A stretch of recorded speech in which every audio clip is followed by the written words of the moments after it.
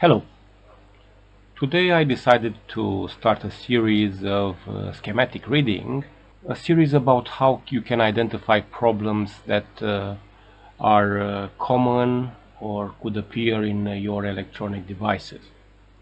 Today I'm going to start with a laptop schematic. It's a Dell model LAH323P. And without further ado, let's get into it. As you can see here, on the screen we have the input circuitry of the laptop motherboard.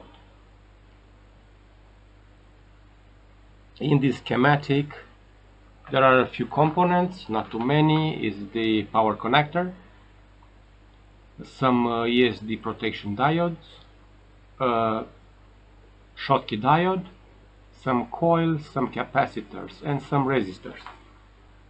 The moment you are plugging in the power adapter inside the laptop, what you're doing basically is providing the laptop with the main power rail, 19 volts here, pin and 2, a ground, and an adapter identifying signal.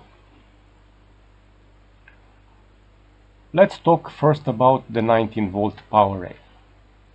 Provided via pin number 1 and number 2, the 19 volt main power rail is filtered via these components. There are two parallel coils and some capacitors together forming an electromagnetic interference filter.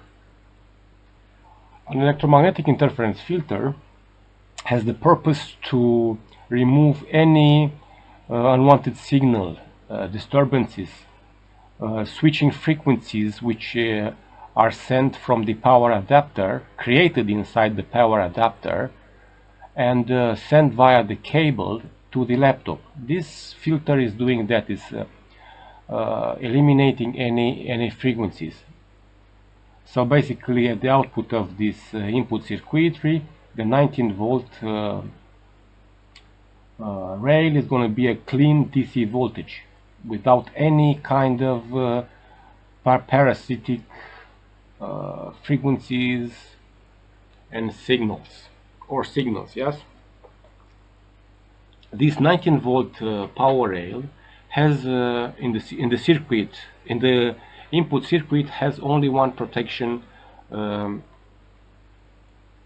system, and it's protection for ESD voltages, electrostatic discharging voltages.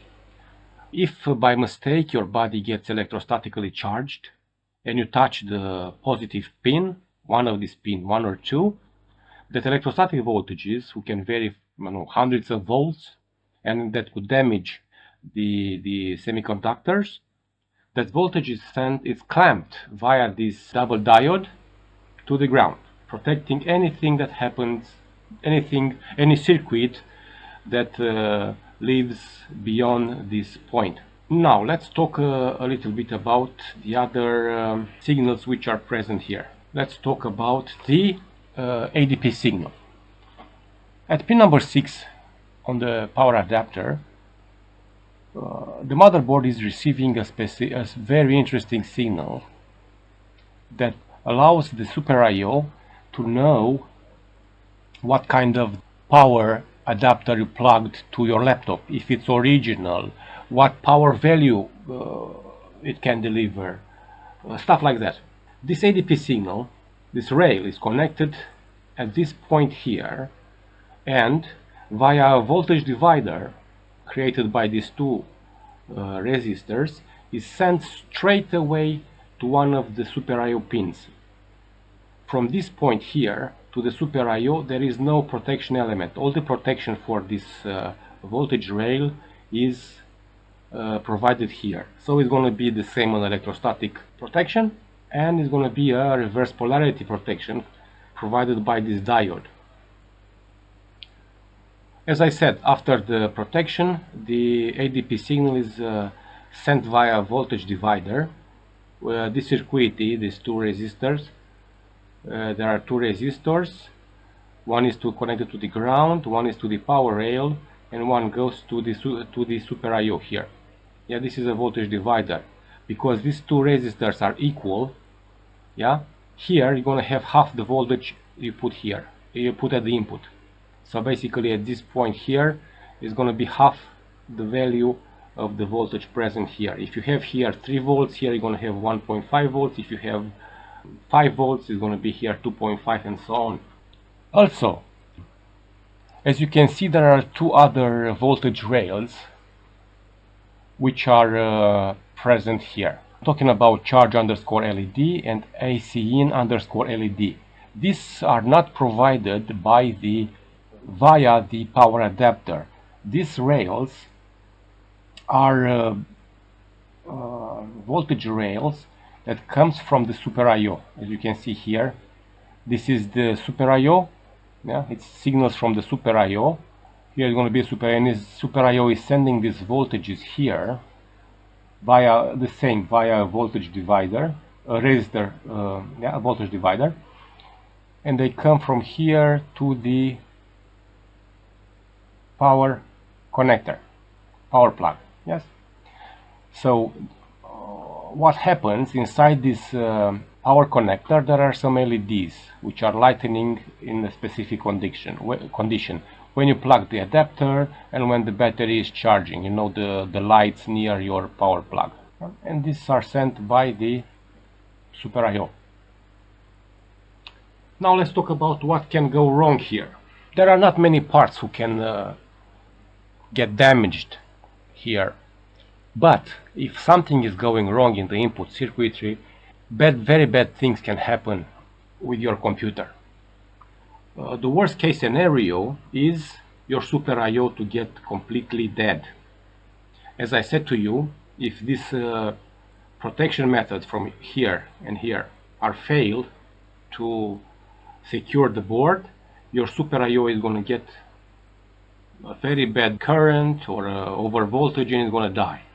If you shorten the middle pin with a plus with 19 volts inside the power connector, and these two devices don't do anything, your Super I/O can die. So if your computer is not able to identify the power adapter, you have to check this one too, these diodes here. If any of them is shorted, that could explain the computer not being able to identify the power adapter. If you're lucky, the Super I/O will survive this kind of event. Also, if you are missing 19 volts after this node, you should check for shortened capacitors. One of these could get shorted, and very unlikely both of these coils are open loop interrupted. It's kind of not possible. It's kind of difficult to believe that both of them are gonna get open loop in the same time. If the power adapter is not showing any LEDs lit when you plug the charging plug, there is something most likely wrong with the Super I/O, and is not sending the appropriate signals, this one here, to the LEDs, or one of these resistors here could be knocked off the board. Thank you very much for watching me.